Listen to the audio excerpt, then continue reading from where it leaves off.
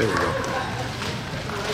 Rice High School graduate, went to IU, graduated in 1979. Went from there to Washington, D.C. and spent several years there. Worked in the Reagan administration in 1986.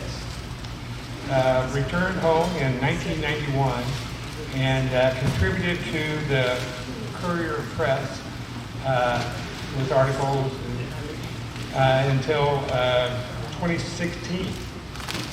So he's been with us for quite a while, and he's the local authority on manufacturing in Evansville.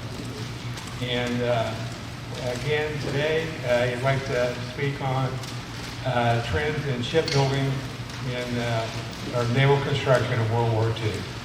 So, take it, Dave.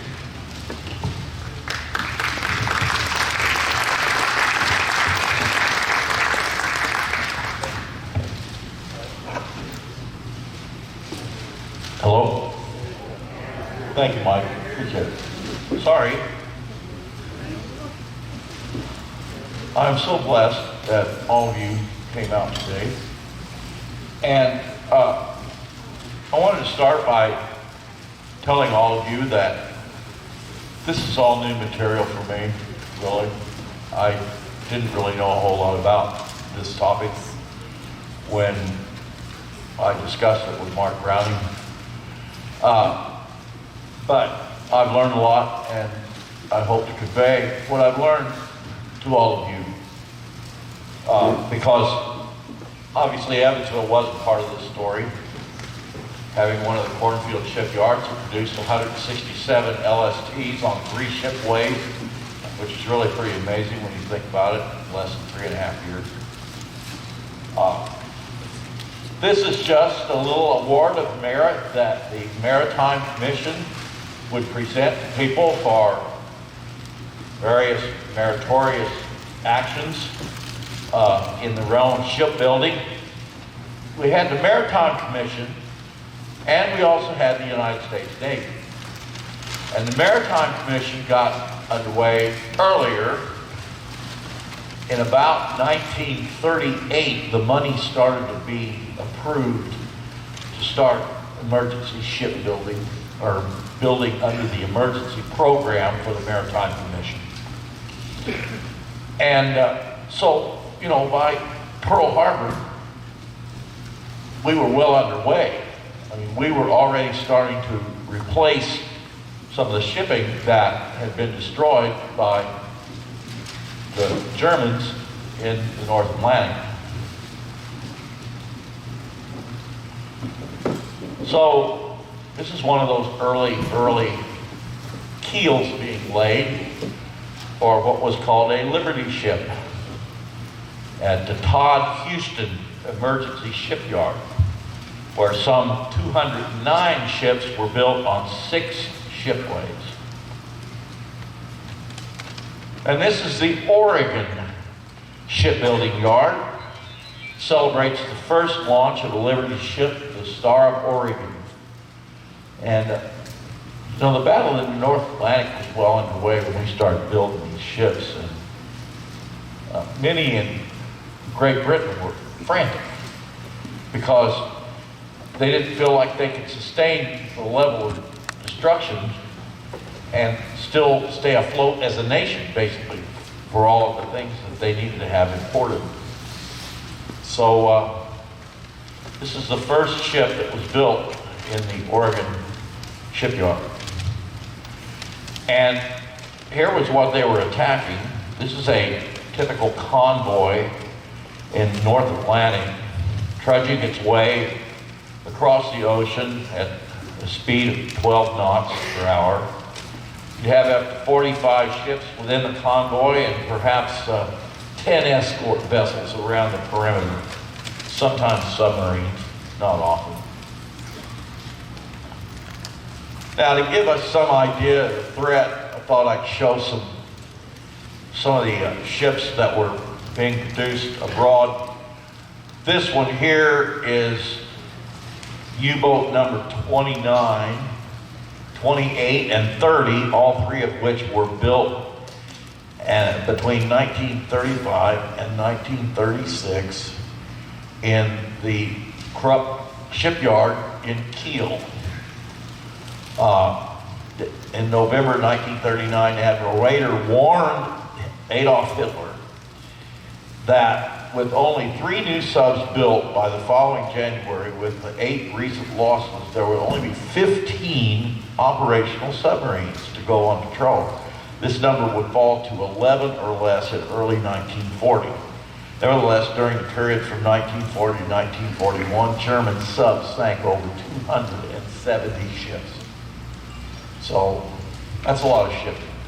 Hitler's idea was that if he could destroy 750,000 tons of shipping every month for a year, that he could put England, or force England into a position where they would be forced to sign an armistice.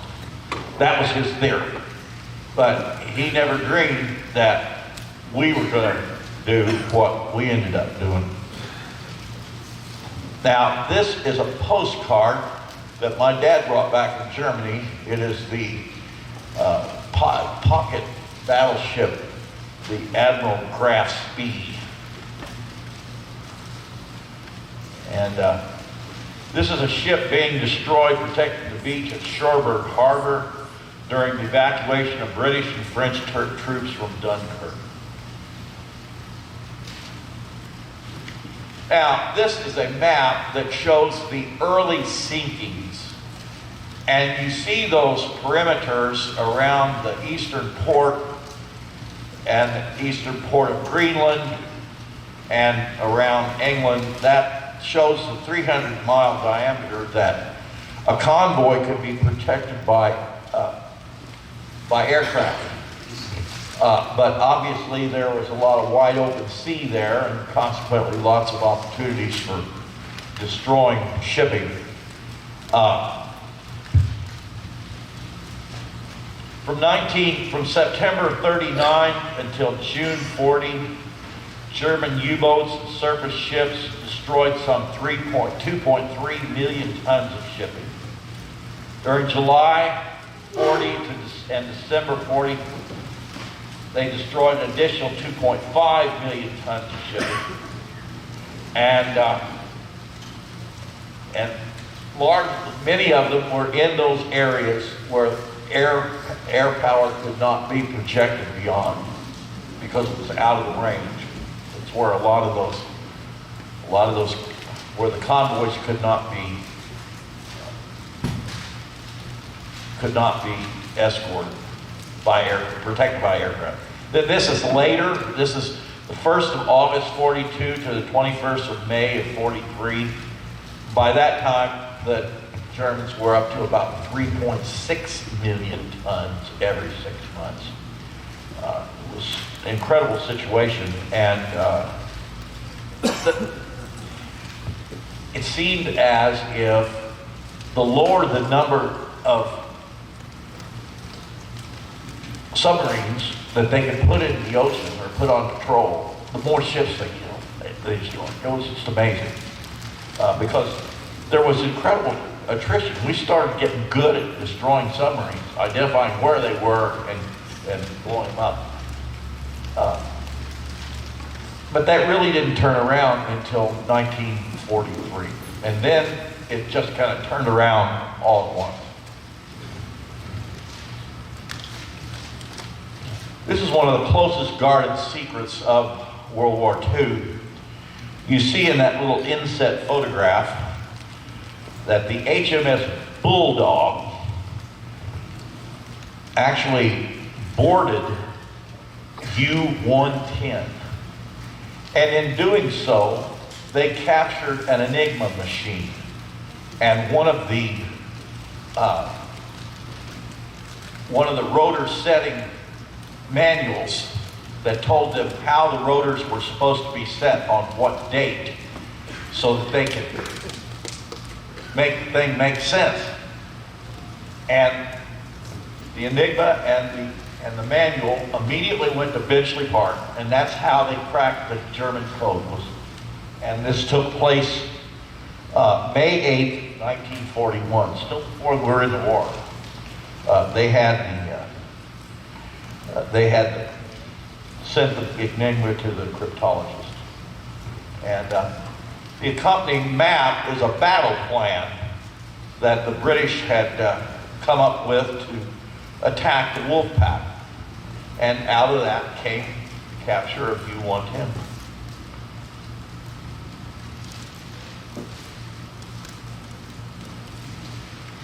Now, this is the Japanese battleship Yamato. 60,000 tons. It had 20-inch guns in those huge turrets. It was the largest battleship that the Japanese made. Its sister ship was called the Musashi. And ironically, these two ships were built in Hiroshima and Nagasaki. The Yamato was destroyed in some, but the Musashi survived the war. But I just thought that was a little ironic little twist that you see in history all the time, and I thought I'd share that with you. Now, this is the Japanese aircraft carrier Hiryu, the Flying Dragon. It participated in the Pearl Harbor attack, Wake Island, supported the Dutch East Indian Campaign, and bombed Darwin, Australia, before being destroyed herself at the Battle of Midway. It was one of the four that the Dauntless dive bombers. Now, here is an important fact. This is a plan of a proposed German aircraft carrier. And this came out of a book of excerpts from Das Auge, which was the Nazi party, the Luftwaffe propaganda arm. And I have this book at home, and this was apparently an article that appeared in that magazine in probably 40 or 41. But as it turned out, the Germans never built one single solitary aircraft carrier. They focused all their efforts on submarines and enormous surface ships that they built in the mid-30s. Of course, the destruction of the USS Arizona at the hands of the Imperial Japanese Navy and Air Fleet kind of changed things a little bit. And this was becoming the scene in literally dozens of cities on both coasts and up and down the inland waterways, the Ohio River, and also Sturgeon Bay and the Great Lakes had shipyards. But these are coastal. This particular is at Richmond in California, showing roofs that gave weather protection for workers constructing sub-assemblies. I would imagine it was pretty hot. Now, these are 4 pictures of workers in the shipyards. The upper left, you see a man welding on a hull. Next to that are men riveting. World War II was the first time that welding had taken the place of riveting, of affixing steel together for shipbuilding purposes.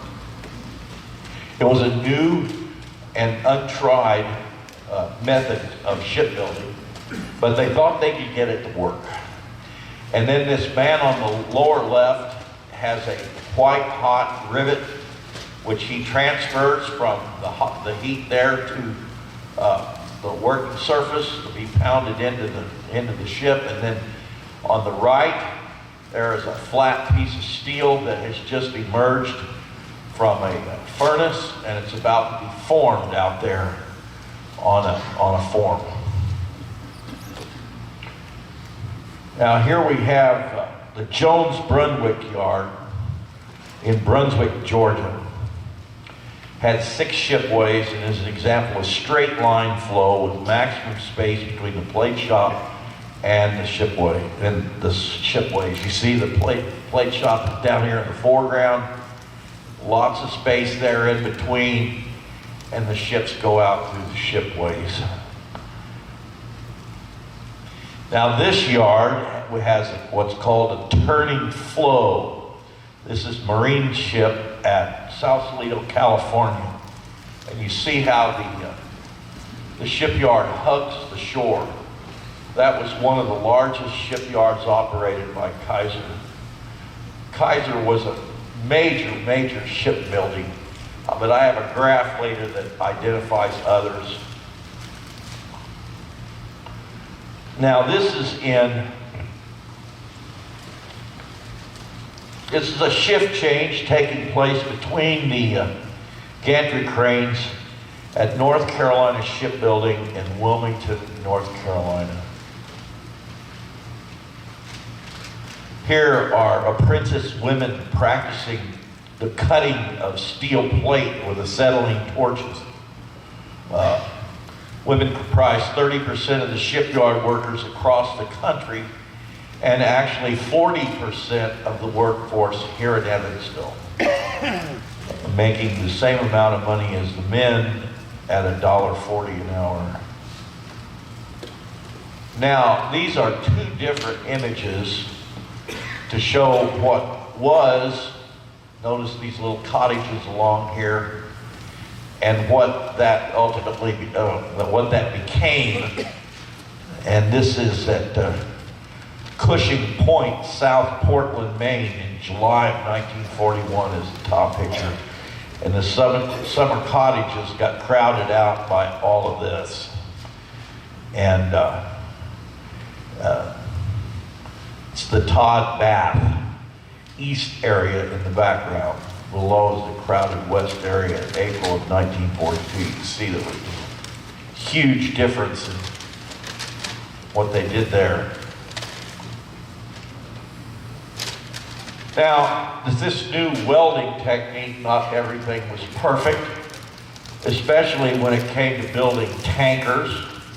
You know, at this time we were building victory ships and tankers that were just kind of general purpose cargo vessels. But this was the Schenectady that was built at New York Shipbuilding. And in the middle of the night, while it was very cold, it developed this huge crack down the side of the hull. And believe it or not, this was able to be fixed. They were able to fix this and put this tanker back in operation. This happened with a number of different of these kinds of ships.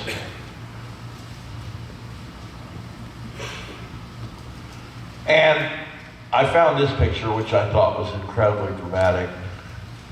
This is also at New York Shipbuilding, and this is the USS San Jacinto, which is an Independence class aircraft carrier. And my uncle, Bill Hoofnagle, actually served on this ship. And it also happens to be the ship that then Lieutenant George Bush flew a TVF Avenger off of this aircraft carrier. And during the Battle of Chichijima, I believe, his aircraft was shot, and he was able to get the thing out over the ocean. Unfortunately, his 2 other crew members did not survive jumping out of the airplane with some parachutes, but he did survive and was picked up by a submarine. And this is a picture of San Jacinto off of the Philadelphia Navy Yard in January of '44. But they're kind of odd-looking ships. They did not have armor plate, and therefore they were quite vulnerable to enemy attack. Now, as I said, we wouldn't be able to talk about this without having at least a few pictures from the Missouri Valley Bridge and Iron Shipyard here in Evansville. And here you see ships 3, 4, and 5 under construction, probably after October 31st, 1942. And notice they only still really had one operational way to slip these ships into the river. But this is a little bit later. You see the ways and the ramp, and in the background you see there was room over there for about 8 additional ships where they could be outfitting the vessels that had the hulls were okay. Now this is a wooden diorama, and this is actually at LST 325 in the gift shop. When I first became a volunteer down there, somebody just showed up with it one day. And it's one of the few artifacts that actually came from Missouri Valley Bridge and Iron that was actually there. As you probably know, there was a big fire there in 1946 and practically everything was destroyed. And this is the launching of LST 492 during the Third War Loan, and you can see thousands of people with a symbol on the waterfront. And the Wrights High School band would sometimes be asked to play here in the band box, believe it or not. Now, what did we build?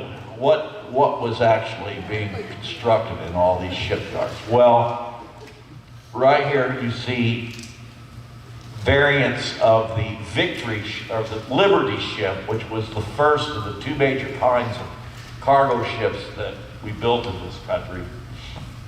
And the one at the top is called a C3. It was the largest and the speediest of the Liberties.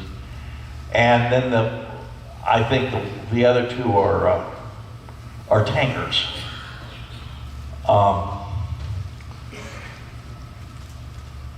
Now, this is the Essex class carrier.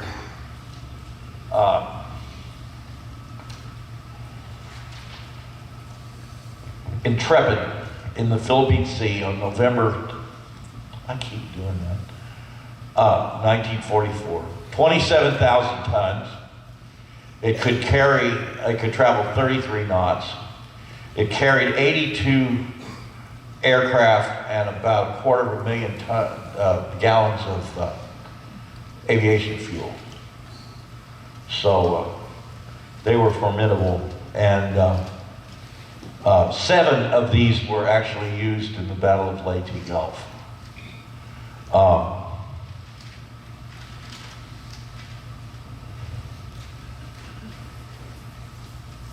Here we see Victory ships being produced, and you see the growth of the merchant fleet. One symbol equals pre-war fleet of 6,850,000 deadweight tons. What does that mean? That means that in 1942, the United States shipyards, and that's largely before we were even in World War II, we built more shipping than currently carried the American flag in 1939. Think of that. We built more shipping in 1 year than what had pre-existed during the Depression. And then you see the graph grows, and all of that went both to the Pacific and to the Atlantic.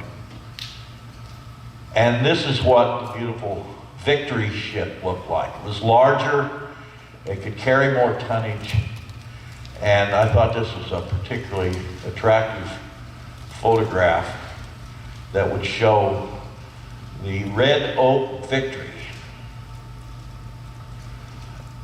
Not only did they make ships out of steel, and by the way, that was a big deal, because we had an economy that had been in depression for 10 years.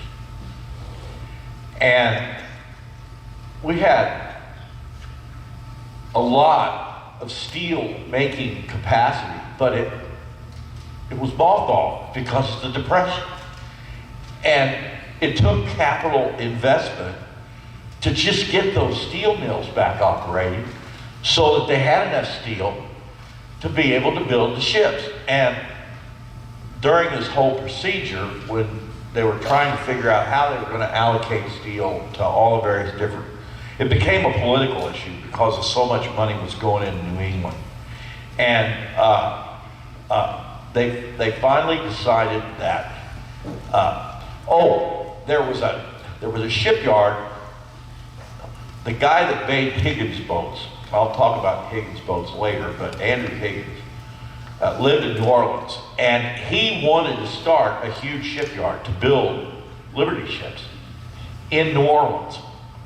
And during the negotiations, it was finally decided that they couldn't produce enough steel to be able to ship it down there to New Orleans so that he could build ships down there. So they canceled the contract. And that was very controversial because so many people were continuing to be unemployed in New Orleans, in the New Orleans area, from depression. So anyway, this happens to be a ship that was made out of concrete.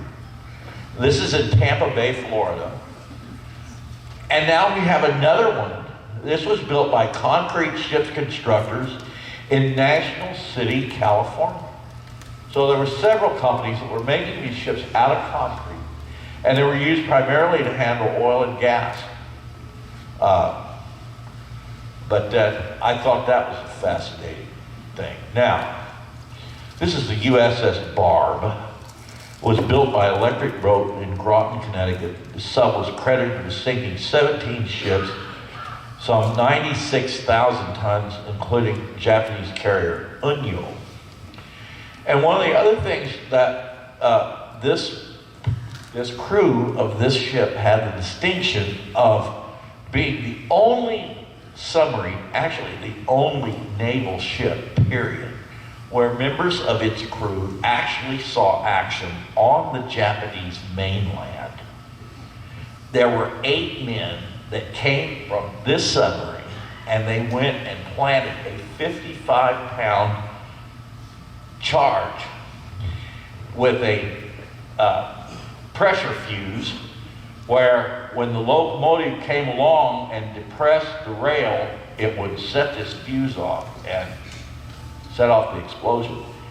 These 8 guys went in a rubber boat, set that charge on that railroad track, got out of there, and they weren't but about 200 yards from the shore. And this thing explodes. And they're sitting there just in utter amazement, thinking, we are the only submarine crew in the entire world that's ever done this. Anyway, that's the USS Barb. They had an interesting captain, and they were a great crew, and they were actually presented with a Presidential Unit Citation. I don't know if it was for that or something else, but we built 77 Gato-class submarines like that. And now here are the 3 different classes of fleet aircraft carriers that we had. I already showed you the top one, which is that's the Saratoga. It's an Essex class. The Von Ohm Richard is the mid-sized carrier in the middle, and then the one on the bottom is called the Independence. It's a sister ship to the San Jacinto. Now, we built 140 aircraft carriers during World War II. 140 aircraft carriers. Think of that. We only had like 6 or 7 at the beginning of the war. And they had to not be in port on the day of Pearl Harbor, so they didn't get destroyed. Anyway, here we have what's called a baby flat top and 2 battle wagons. We have the carrier Commencement Bay and battleship Washington and battleship Indiana. And I have some interesting information about the Indiana. It saw a lot of action. It was built before the war, but activated in April of '42. Saw action at Guadalcanal, Tarawa, Kwajalein, collided with the Washington, and later participated in the Battle of Philippine Sea and Iwo Jima. Who knew that out of the USS Indiana? But there you are. These are heavy cruisers. What I'm basically trying to show you is the myriad of different kinds of ships that were built in these various shipyards. Obviously, a lot of them built nothing but Victory ships, Liberty ships, and big tankers. But these are the kind of specialized naval vessels that they also built. And of these, they built literally dozens, hundreds of cruisers. And these happen to be Salt Lake City, Wichita, and Baltimore, with the carrier Wasp in the background and back here. Here we have a light cruiser. What was that? Way to go, Wichita. These are light cruisers, the Detroit, the Nashville, the Oakland, and the Montpelier. Here we have older class destroyers. These were probably built in the 30s, but they always needed to be worked on. This was the Shank, the Alwyn, the Porter, and the Drayton. Now, all told, these are 4 different submarines. The S-45, the Pito, the Hake, and the Snapper. And submarines destroyed, they were probably the best investment that we made of everything. They destroyed 1,314 warships, which represented 5.3 million tons of shipping, and 55% of all Axis power warships were destroyed by American subs. On the other hand, we had 55 submarines actually destroyed during World War II. Now you got minecraft. These are mine layers and mine sweepers. You have the mine layer Tolman up here, the mine sweeper Ock, and the motor mine sweeper YMS 324. A frigate, a yacht, and a corvette. This middle was converted to a warship. The top is the frigate Asheville, and then the bottom is the corvette Temptress. These are patrol craft and sub chasers.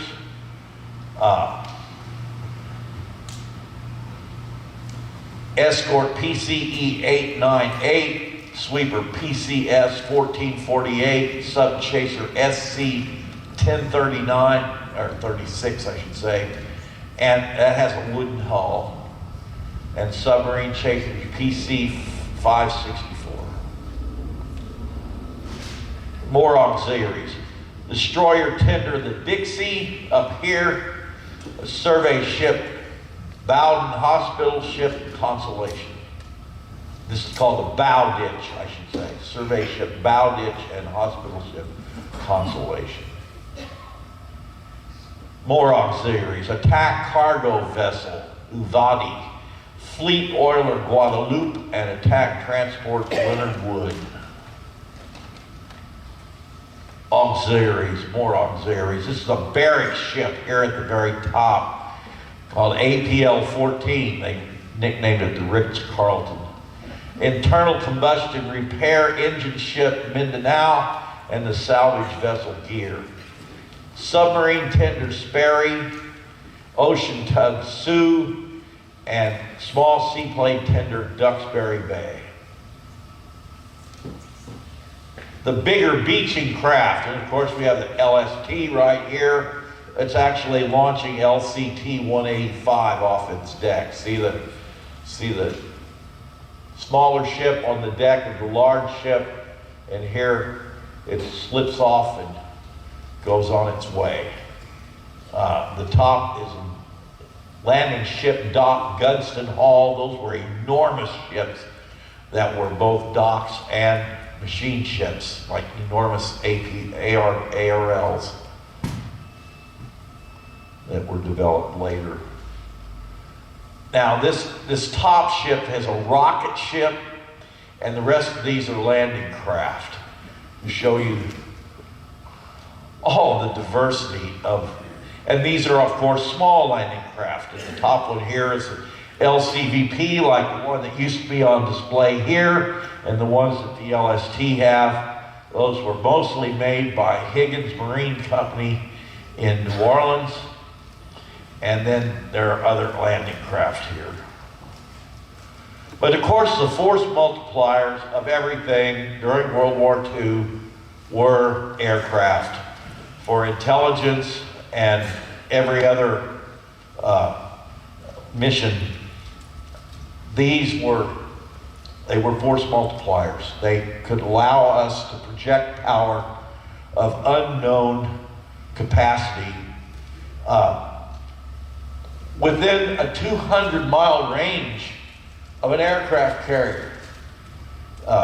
This is the first time that ships actually exchanged fire with one another and were on the other side of the horizon. They couldn't even see one another.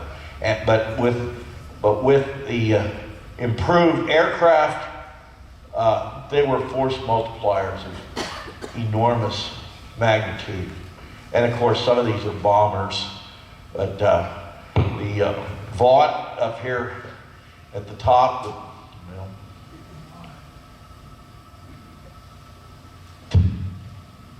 one there.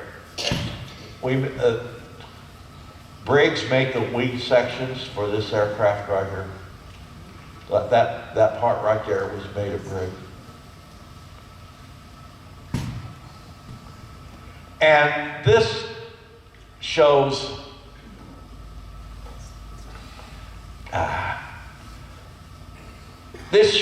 the various managerial groups that were building ships for the Maritime Commission. These are primarily cargo ships and tankers. These are not naval vessels, but nevertheless, each symbol represents 1 million displacement tons. Okay, Kaiser, 1, 2, 3, 4, 5, 6. Bethlehem, 1, 2.5. Bechtel, McCone, 1, 2. Todd, 1.75. Sun, that was a division of Sun Oil Company. They made mainly tankers. 1,552,000 tons, 306 ships. Todd was 516.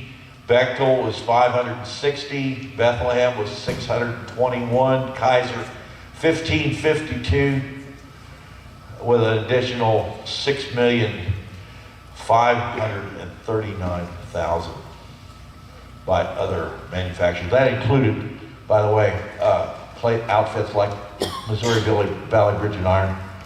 And one of the interesting things is that negotiations about the establishment of that shipyard here in Evansville did not take place until after Pearl Harbor.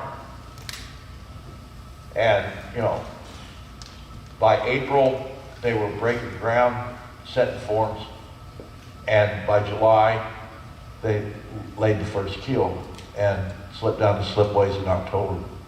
10 months, well, less than 10 months, more like sentiment, from raw land to building ships. And this is the inventory of steel plate in Liberty Yards, steel plate in inventory and being fabricated. And notice the supply always outstripped demand, which was pretty amazing all the way through. So once we got that smelting capacity, we didn't play around. We started making ships out of it. Now, this is Kaiser's Swan Island up in Northern California after a snowstorm. And this is the Oregon shipyard at night, which I thought was an incredibly dramatic photograph.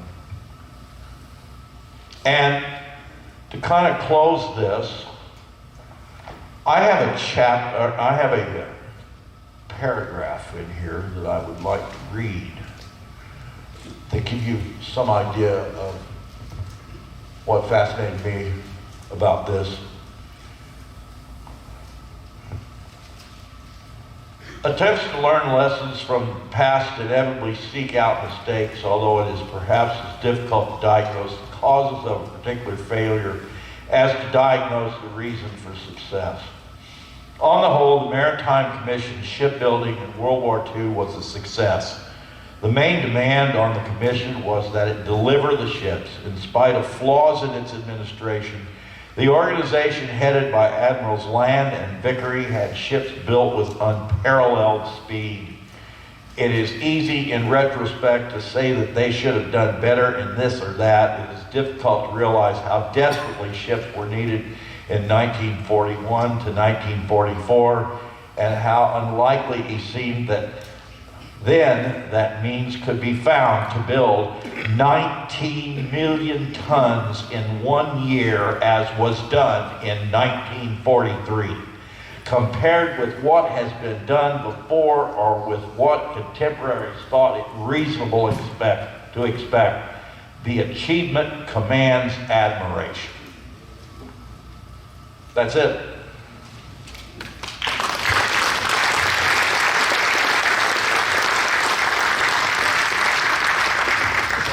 Got any questions? I'll be more than happy to try to answer. Here, hold on. Take a mic, please. Oh.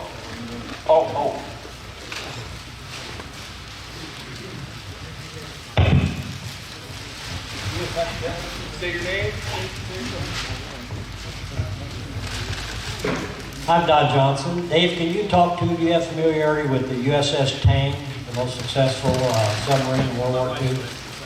No, but I was under the impression Barb was, but perhaps not. No, I don't know. I may have misspoken, but the Tang sunk 33 ships, and it met its demise when its last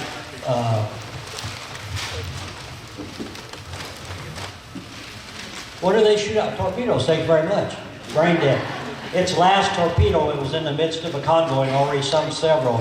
Its last torpedo went out, missed, came back and sunk its own ship. The ship was in about 200 something feet of water. The back half went down, the front came up.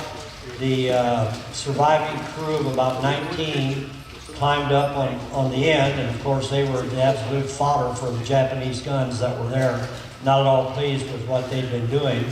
I think ultimately they decided the only chance they had was to get back in the ship, close it up, and let it go back down to the bottom. They stayed underwater in that one particular area for so long, knew they had to come back up. 9 men ultimately made it back out through the escape hatch and were kept prisoners by the Japanese. All survived prisoner of war camp and were released after the war. So if you got a minute, look up the USS Tang. There was a book written about it and a particular song composed too, or musical piece called Up From the Bottom or something to that effect. Interesting story, USS Tang. Thank you.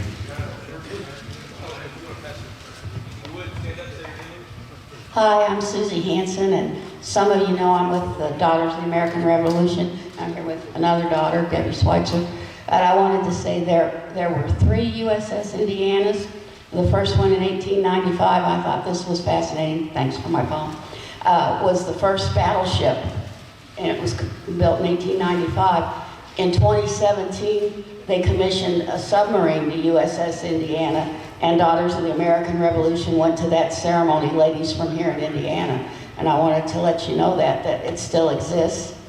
And it's a brand new sub, more or less. And there's something else I wanted to say about, over 100 companies, we're still producing. Over 100 companies in Indiana submitted parts to the building of that ship, and all the furniture came from Jasper, Indiana. I have one more question for you. So where did the steel from the LSTs come from? Most of the steel for all of the LST,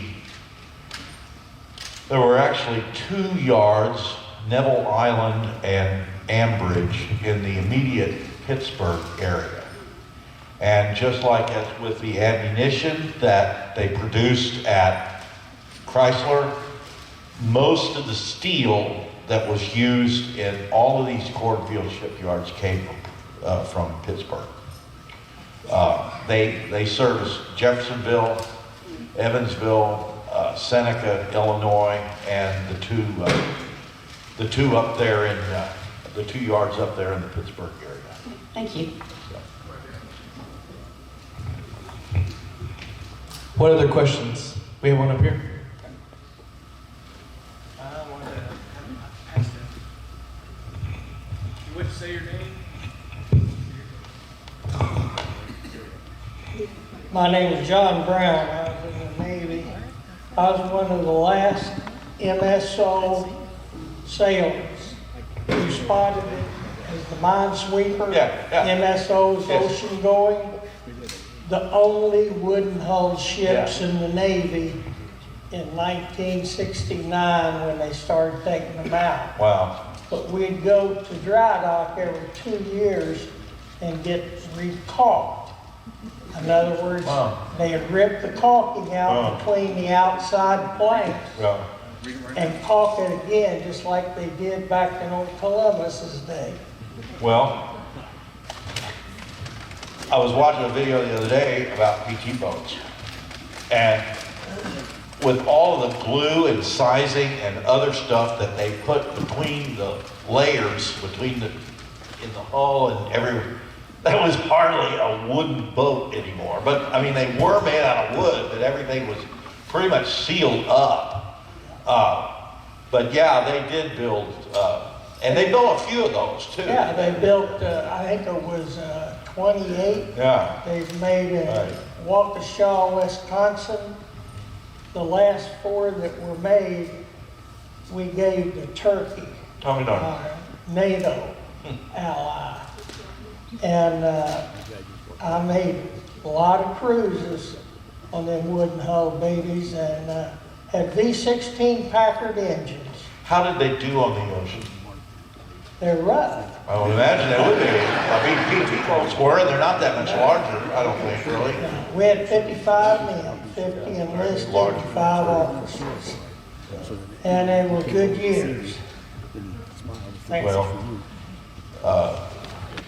it's pretty amazing when you think that we actually did still have wooden hull ships in World War II, but we had concrete ships. I mean, who knew that? I didn't know it. Do what? Oh, they were fine. They were steel reinforced concrete, just like, and they were made for a short period of time. You know, they weren't made to run for years. My name's James Woods, and I just wanted to comment that you talked about the Maritime Commission. They also built warships. The Asheville class was built by the Maritime Commission. They built the USS Evansville.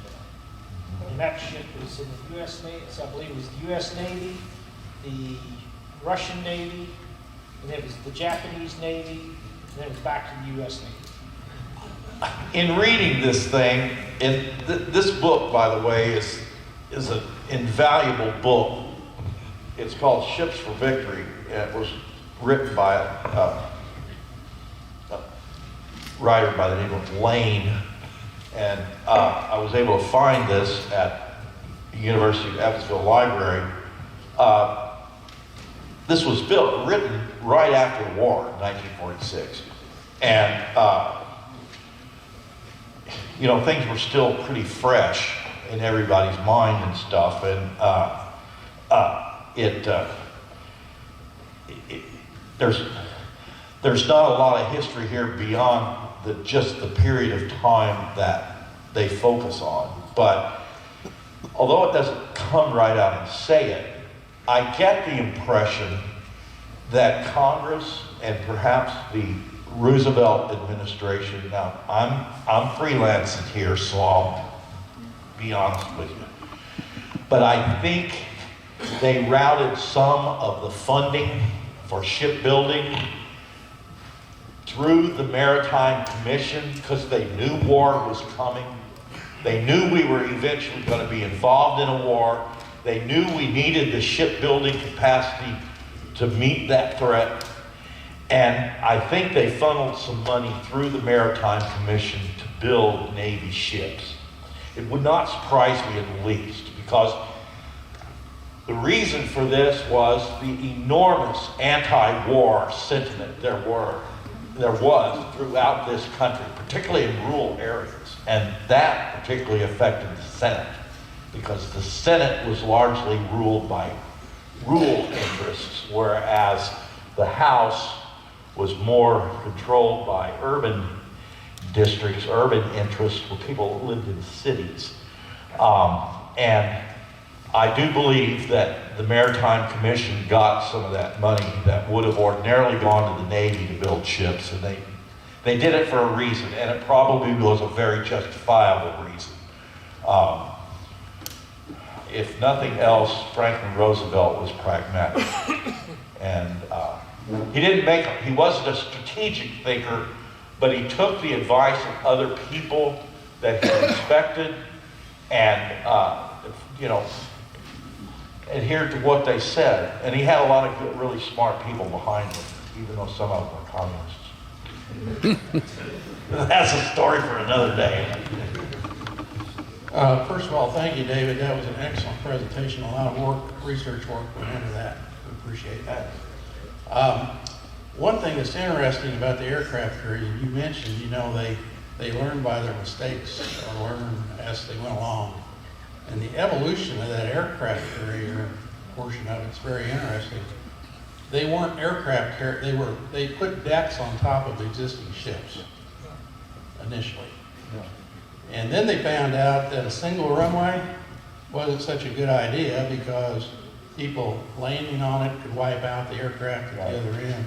So they went to eventually an angled deck. Right. The other big improvement that they found out during World War II is it was very hazardous to leave those aircraft on the deck. Right. So they put side elevators eventually Right. on those ships to bring them up. So there was a lot of evolution that came out of World War II with aircraft carriers. Well, and on the Essex class carrier by itself, they had a short runway and they had a long runway because, well, obviously they could handle more aircraft easier. I mean, you're talking 82 aircraft. That's a lot of airplanes. That's a lot of fuel. Think of that. Every one of those airplanes probably carries 150 gallons of fuel, and they got to be full before they take off. And that again was another of the blessings that we had. Is we had oil and gas. We had the capacity to produce oil, and we did produce oil, a lot of it. And Japanese didn't have that. Most of their battleships stayed in port because they couldn't afford the fuel to put in to send them somewhere because they used so much fuel when they moved, And the Germans the same way. Most of their capital ships stayed anchored off of Norway in the North Atlantic, or in the North Sea rather. They just stayed up there. They didn't go anywhere because they didn't have fuel. they did not have the fuel to put in these enormous ships to move them around to the extent that we were able to. You know, we just kept building ships and kept building ships and filling them up with fuel. I'm glad Mike. Right. Well, I don't want to get into that,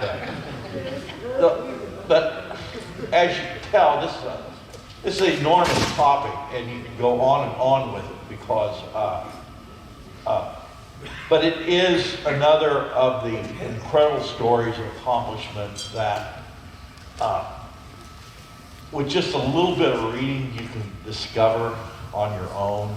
And there's all these quirky little things like those 2 battleships being built in Nagasaki and Hiroshima. I mean, who knew that?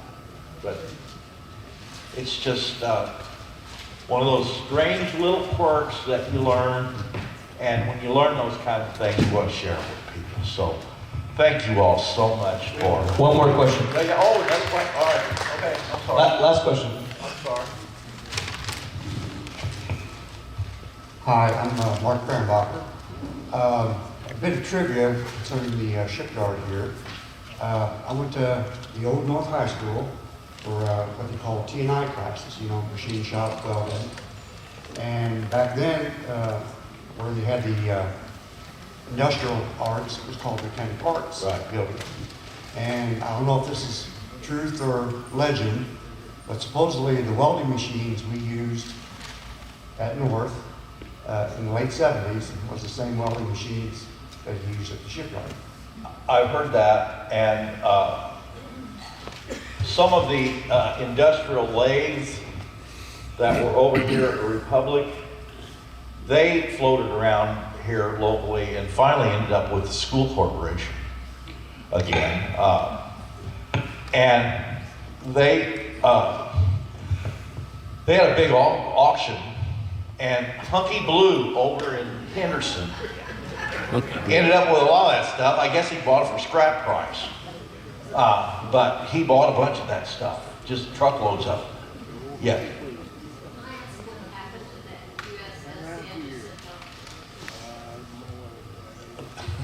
I should have known you'd ask. I think it survived the war. I'm not sure. I believe it did. Well, my uncle didn't get killed. My dad was on that ship, and George H.W.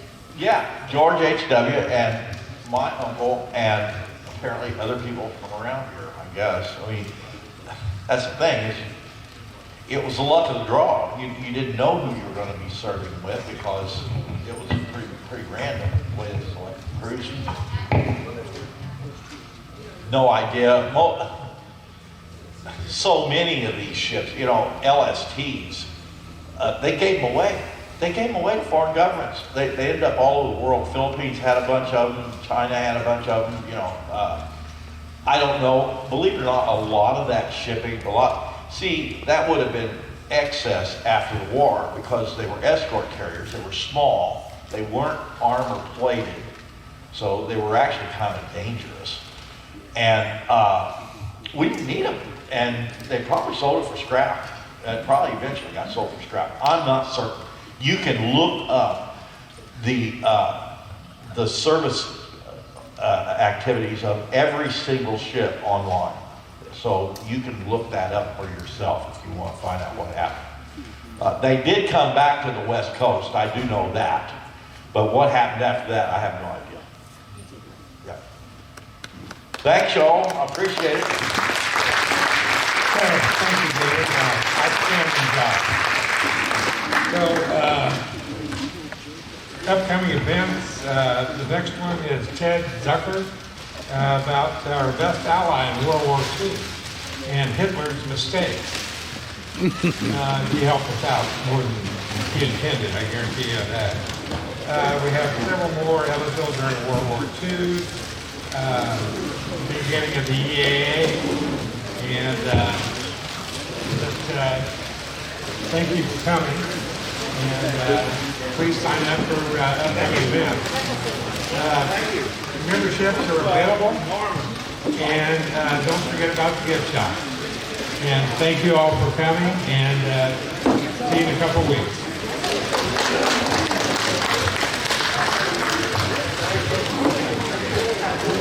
Thank you.